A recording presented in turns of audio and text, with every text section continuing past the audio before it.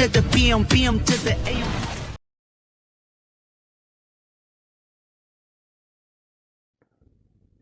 Topologi jaringan dan jenis-jenis jaringan. Topologi jaringan.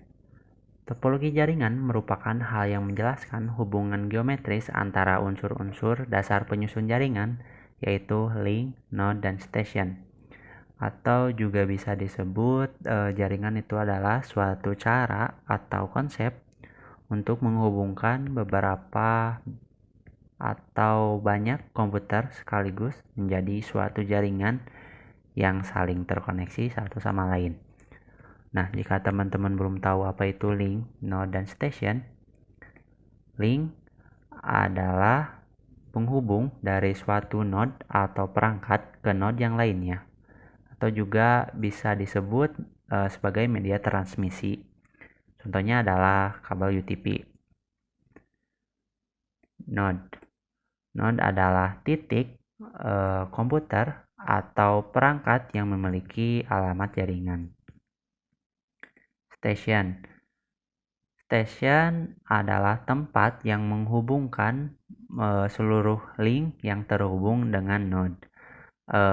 Contohnya perangkatnya berupa hub atau switch.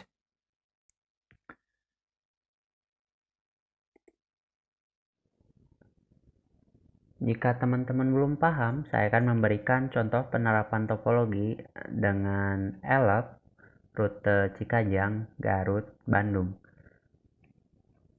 Nah, di sini ELAP sebagai data, Cikajang sebagai pengirim, Garut atau terminal Guntur sebagai switch, jalan sebagai media transmisi atau kabel, dan Bandung sebagai penerima atau alamat tujuan. Nah, jadi ELAP dari Cikajang melewati jalan Cikajang Bayongbong dan jalan lainnya sehingga sampai di terminal Guntur, Garut. Kalau ELAP yang asli, dia akan mencari penumpang. Kalau pada jaringan, dia akan mencari jalur yang sesuai dengan tujuannya. Nah, dan setelah dia menemukan jalur yang tepat ke Bandung, ELAP akan melaju lagi di Jalan Leles Kadungora,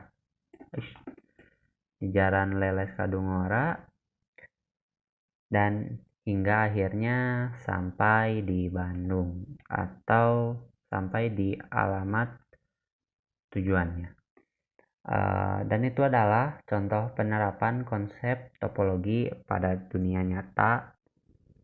Kita masuk ke jenis-jenis topologi jaringan. Yang pertama adalah topologi ring. Topologi ring merupakan sebuah cara dalam menghubungkan satu komputer dengan komputer lainnya dengan rangkaian yang membentuk titik-titik di mana masing-masing titik tersebut terhubung dengan dua titik lainnya dalam satu jaringan.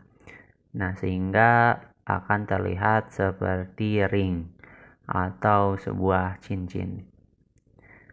Nah, topologi ring ini biasanya menggunakan kabel koaksial dan konektor BNC. Kelebihannya adalah 1. Dapat dirancang dengan mudah. 2. Biaya lebih murah karena hanya menggunakan kabel dan konektor saja. Yang ketiga, memiliki performa yang baik karena jalur datanya tuh searah, tidak akan ada yang tidak akan terjadi collision data atau data bertabrakan dalam proses transmisi datanya. Yang keempat, mudah melakukan pelacakan. Pelacakan di sini adalah pelacakan kesalahan, gangguan, atau error. Yang kekurangannya adalah 1. Adanya kesalahan pada satu node. Nah, jika ada kesalahan atau error pada satu node, otomatis jaringannya akan terganggu karena proses transmisi datanya ini akan terputus di node atau perangkat yang error. Yang kedua, proses memiliki kesan yang kaku. Disebut kaku di sini karena transmisi data hanya dilakukan satu arah. Yang ketiga, proses pengiriman data tergantung jumlah titik. Nah, semakin banyak node atau perangkat yang ada, maka proses pengiriman data akan semakin lama. Karena data akan melewati seluruh perangkat yang terhubung. Nah, topologi ini cocok digunakan untuk jaringan untuk keperluan perangkat yang sedikit. Ya, karena kalau banyak tidak akan terlalu efisien digunakannya. Selanjutnya, topologi bus. Pengertian dari topologi bus merupakan suatu cara atau metode yang digunakan dengan menghubungkan dua maupun lebih pada komputer secara serial menggunakan kabel utama untuk pusat lalu lintas data atau backbone. Topologi ini biasanya menggunakan konektor T, terminator, dan BNC. Dan untuk kabelnya tuh sama kayak topologi ring menggunakan kabel koaksial. Nah, kenapa disebut topologi bus? Karena konsep pemasangan perangkatnya itu sama kayak pemasangan kursi penumpang pada bis.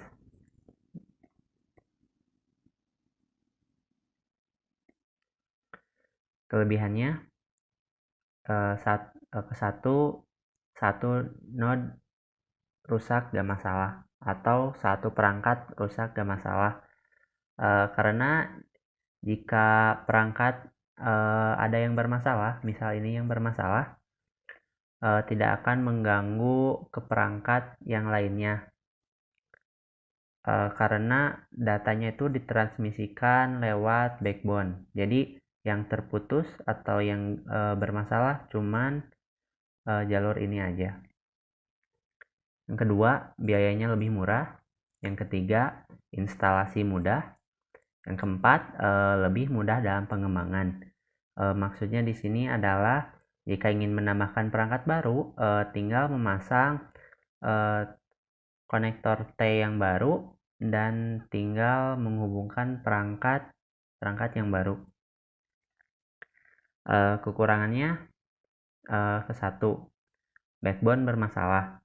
Nah, jika backbone bermasalah, otomatis semua jaringan akan down atau koneksinya terputus karena backbone merupakan jalur transmisi yang utama antar perangkat pada topologi bus ini. Yang kedua, collision data. Collision data atau data yang bertabrakan akan terjadi karena hanya menggunakan satu jalur pusat transmisi. Yang ketiga, transmisi data lambat. Nah, jika digunakan bersamaan, akan menyebabkan koneksinya lambat karena hanya menggunakan satu jalur transmisi.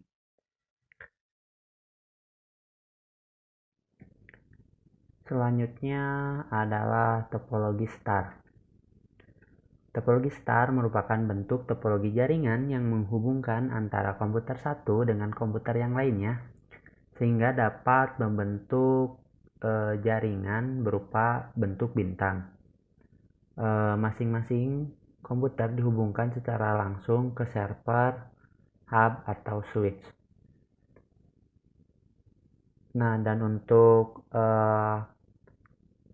kabel atau media transmisi yang digunakan adalah berupa kabel UTP dan konektor RJ45.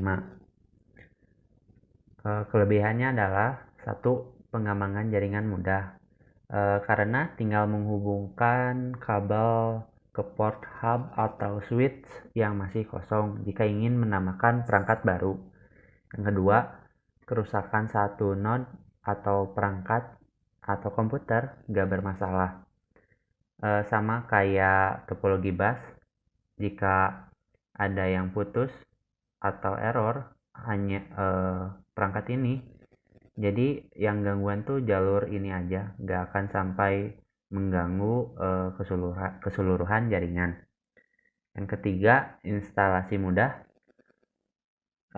dan kekurangannya ke satu, server, hub, atau switch tidak boleh rusak karena Karena jika rusak, otomatis semua jaringan terputus karena ini adalah pusat transmisi data. Yang kedua, penambahan perangkat bergantung pada port, hub, atau switch. Nah, jika port udah penuh, kita harus membeli switch atau hub dengan port yang lebih banyak. Yang ketiga, biaya tergolong mahal. Nah, untuk jaringan ini cocok digunakan untuk jaringan berskala kecil dan sedang, seperti warnet, kantor, dan lain-lain.